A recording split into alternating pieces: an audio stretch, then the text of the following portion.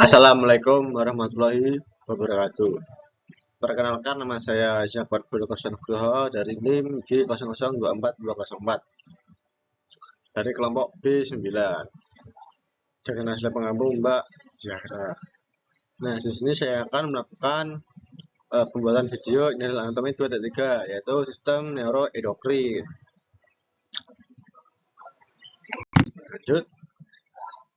Nah, intinya yaitu medulus spinalis atau tulang belakang. Medulus spinalis adalah bagian dari sistem saraf pusat yang berbentuk silinder memanjang, terletak di dalam kanal vertebral dan berfungsi sebagai jalur komunikasi antara otak dan tubuh. Struktur ini dimulai dari foramen magnum di dasar tengkorak dan berakhir di sekitar vertebra L1 sampai L2. Pada orang dewasa, panjang rata-rata medula spinalis sekitar 43 sampai 45 cm dengan diameter sekitar 1 cm. Berikut adalah struktur utama dari medula spinalis. Yang pertama yaitu segmen-segmen. Sumsum tulang belakang dibagi menjadi beberapa segmen berdasarkan letak vertebra, cervical, torakal, lumbar, sakral, dan koksial. Yang kedua, materi kelabu atau gray matter. Itu terletak di bagian dalam dan berbentuk seperti huruf H. Materi kelabu mengandung banyak sel neuron dan merupakan pusat pengolahan sinyal saraf.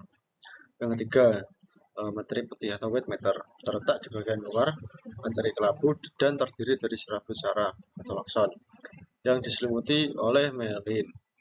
Materi putih ini berfungsi sebagai jalur pengiriman sinyal saraf ke dan dari otak. Yang keempat ada saraf spinalis. Dari sumsum tulang belakang memancar 31 saraf spinalis yang keluar melalui celah antara vertebra. Saraf ini membawa informasi sensorik dan motorik antara sistem saraf. Fungsinya yaitu sumsum tulang belakang berperan dalam transmisi sinyal antara otak dan tulang belakang menjadikan gerakan refleks.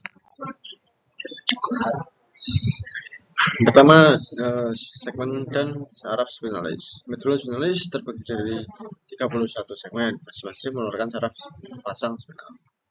8 cervical, yaitu dari C1 sampai C8, 12 torakal dari T1 sampai C12, 5 lumbar, L1 sampai L5, 5 sakral, 1 sampai 5 S5, terus L1 koksial dari C1.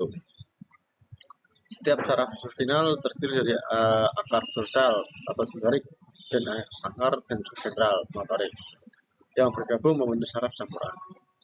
Yang kedua itu ada pembesaran atau intumensentia. Terdapat dua area pembesaran. Pertama itu intumensentia cervicalis terdapat pada segmen T4 sampai T1 inervasi ekstremitas atas. Terus ada intumensentia sakralis yaitu segmen dari L2 sampai S3 menginervasi ekstremitas bawah. Yang ketiga ada conus medularis dan cauda equina. Conus medularis itu di ujung distal medula spinalis berbentuk pojok. Untuk cauda equina itu merupakan saraf yang memanjang dari conus medularis ke bawah menyerupai ekor kuda. Nah, yang keempat ada filum terminale, struktur filamen tipis yang memanjang dari conus medularis ke tulang koksial, membantu menstabilkan posisi medula spinalis. Untuk struktur internal itu yang pertama ada ocean grisea atau materi abu-abu serta di pusat medula spinalis berbentuk seperti kupu-kupu, terdiri dari konu anterior atau ventral mengandung neuromotorik, konu posterior dorsal mengandung neurosensorik, konu lateralis terdapat di segmen torakal dan lumbar atas mengandung neurosistem saraf otonom. Yang kedua substansian alba atau materi putih mengelilingi substansian grisea terdiri dari serabut saraf atau akson yang menunjang berbentuk traktus. Traktus ascendens membawa informasi sensorik ke otak. Traktus descendens membawa perintah motorik dari otak ke tubuh. Fungsi utama medula spinalis yaitu Pertama, transmisi informasi menghubungkan otak dengan tubuh melalui jalur sensorik dan motorik. Yang kedua, pusat saraf refleks mengatur refleks tanpa perlibatan otak seperti refleks bluetooth. Yang ketiga, interaksi sinyal memproses informasi sensorik dan motorik untuk respon cepat. Cara simatis dan parasimpatis. Fungsi utama untuk saraf simatis itu back of back. Yang untuk saraf parasimpatis itu rest and digest. Untuk asal sabut itu saraf simpatik itu T1 L2, untuk parasimpatis itu di cranial nervus 3, 7, 9, 10 dan cakrum S2 juga. Untuk gangliannya dekat nervus analis dekat atau di luar ganglion. Untuk respon stres dari saraf parasimpatis yaitu meningkatkan adrenalin, tekanan darah dan glukosa. Untuk sistem parasimpatis yaitu menurunkan atau promosi penempatan nerf.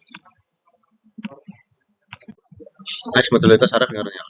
Saraf kranial memiliki berbagai modalitas atau fungsi yang menyangkut sensorik, motorik, dan banyak. Berikut saraf modalitas modalitas. Saraf kranial 1 modalitas sensorik, fungsi mendeteksi bau. Saraf kranial 2 optik, modalitas sensorik. Saraf kranial 3 motorik.